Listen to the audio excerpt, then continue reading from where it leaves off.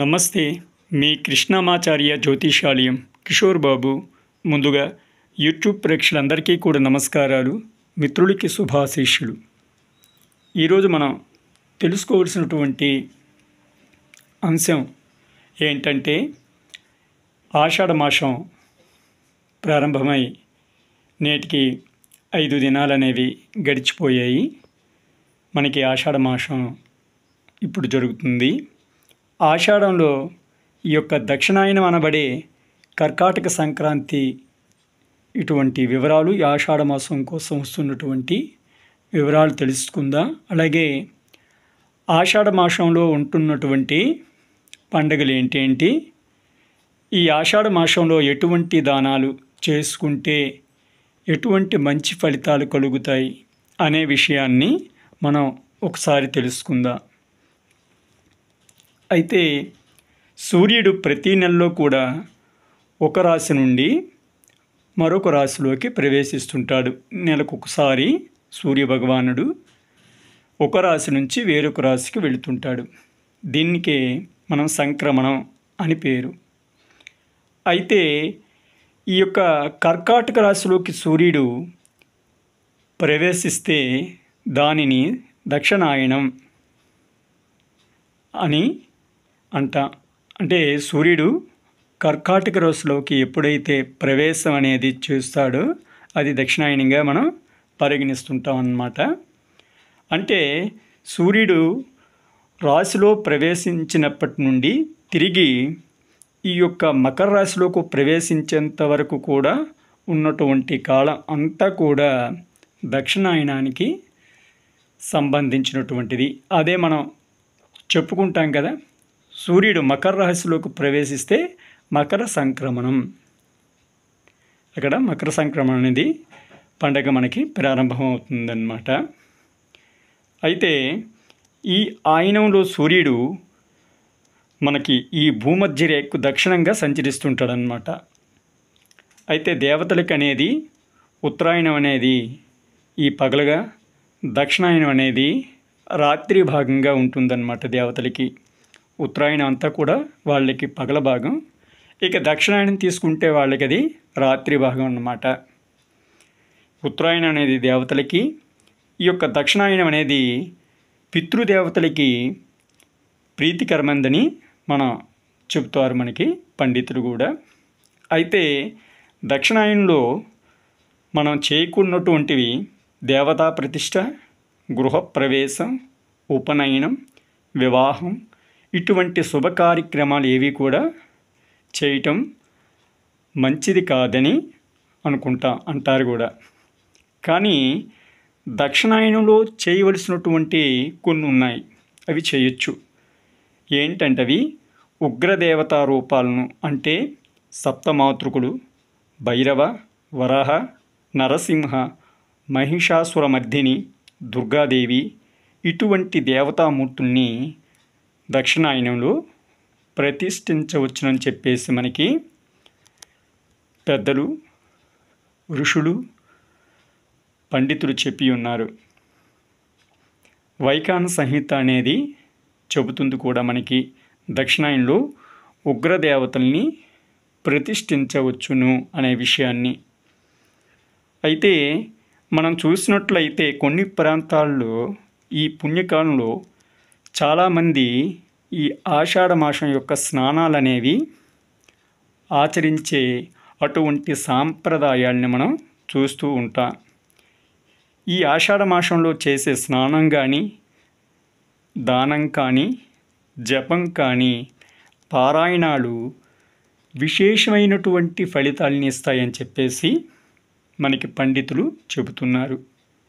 ఈ మాసంలో ఎవరికైనా సరే ఈ నెలలో, ఈ ఆషాఢ మాసంలో పాదరక్షకులు అంటే చెప్పులు, గొడుగు అంటే ఛత్రం, అలాగే లవణం అంటే ఉప్పు ఇటువంటివి దానం చేస్తే ఈ ఆషాఢ మాసంలో చాలా మంచిది, మంచి ఫలితాలు అనేవి మనం సాధించవచ్చు.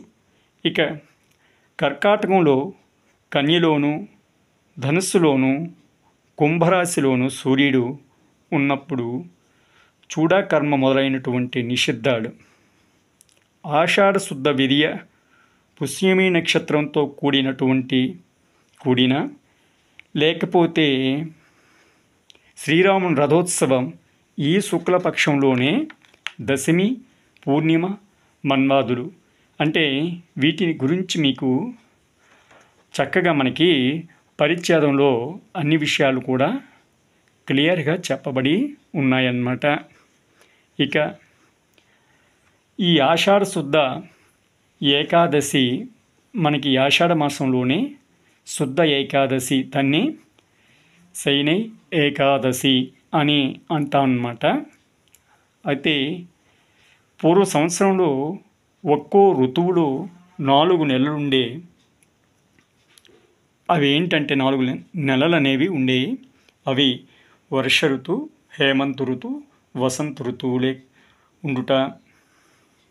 అట్లే ఈ యొక్క వర్ష ఋతువు నుండి సంవత్సర ప్రారంభాన్ని మనం ఒక్కసారి పరిగణించినట్లయితే ఇది తొలి ఏకాదశిగా పేరొందింది. దీన్ని శయనై ఏకాదశి అని కూడా అంటారన్నమాట. ఈనాడు ఈ యొక్క శ్రీ మహావిష్ణువు వైకుంఠంలో క్షీరాబ్ది యందు శయనిస్తాడు. అందుకే ఇది శయన ఏకాదశి అని ప్రసిద్ధి చెందినదన్నమాట. ఇక్కడ చాలామంది ఇక్కడ శయనించడం అంటే పూర్తిగా ఆయన పడుకుంటూ పోవటం కాదు, యోగ నిద్రలో ఉంటారు. ఎప్పుడైతే భగవంతుడు పూర్తిగా పడుకుంటూ పోతాడో అప్పుడు ప్రళయమే సంభవిస్తుంది అనుకోవాలి మనం. అంచేత వీళ్ళు ఏంటంటే మనకి ఇక్కడ భగవంతుడు శయనించటం అంటే యోగమాయలో యోగ నిద్రలో ఆయన ఉండటం అని మనం కొంతమేరకు గ్రహించుకుంట మంచిది. అయితే ఈనాడు విధిగా ఈ ఏకాదశి వ్రతాన్ని ఆచరించటం ఎంతో మంచిది. తొలి ఏకాదశిగా దీన్ని మనం కూడా పరిగణిస్తారు. అయితే దీనికి కారణం మీకు మొదట్లో కొంతమేరకు చెప్పడం అనేది జరిగింది. అయితే ఇందుకు మరో కారణం కూడా ఉంది.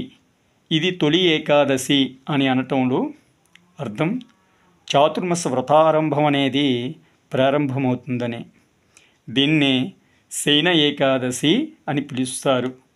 చరాచరాత్మక నిర్మాత భగవానుడైనటువంటి సృష్టి కార్యాన్ని నిర్వర్తించి ఈ 4 నెలలు క్షీరసాగరుడవుతాడనమాట. అంచేత రోగబాధలు కూడా విజృంభిస్తాయి. భగవానుడు శయనించటం ఎప్పుడు మొదలయ్యిందో ఆయన నిద్ర లేవటం కూడా మరొకప్పుడు ఉంటుంది కదా, పడుకున్న వాళ్ళు లేస్తారు కదా, అది ఎప్పుడంటే కార్తీక శుద్ధ ఏకాదశి. దీన్ని ఉత్తాన ఏకాదశి అని కూడా మనం పిలుస్తుంటాం అన్నమాట. ఇది ఆషాఢ శుద్ధ ఏకాదశి, శయన ఏకాదశి వరకు మనం చెప్పుకోవటం అనేది జరిగింది. తరువాత ఈ ఆషాఢ మాసంలో ఈ శుద్ధ ఏకాదశి నుండి చాతుర్మాస్య వ్రతారంభం అనేది ప్రారంభమవుతుంది. ఆ విషయాల్ని మీకు తరువాత భాగంలో వాటి యొక్క నియమాలు ఏంటి, అది ఎలా చేయాలి ఏంటి అనే విషయాల్ని చక్కగా మీకు తరువాత వీడియోల్లో వివరించటం అనేది జరుగుతుంది. మీకు ఎటువంటి సందేహాలున్నా చక్కగా కామెంట్లో తెలియచేయండి. మిత్రుడికి మనవి. అలాగే ఈ యొక్క వీడియోలో నేను చెప్పినటువంటి విషయాలను ఇంకా తెలుసుకోవాలి అని అనుకుంటే చక్కగా ఆ విషయాన్ని కూడా మీరు కామెంట్లో తెలియచేయండి. నమస్తే. మీ కృష్ణమాచార్య జ్యోతిషాలయం కిషోర్ బాబు. లోకా సమస్తా సుఖినో భవంతు. ఓం శాంతి శాంతి శాంతి. నమస్తే.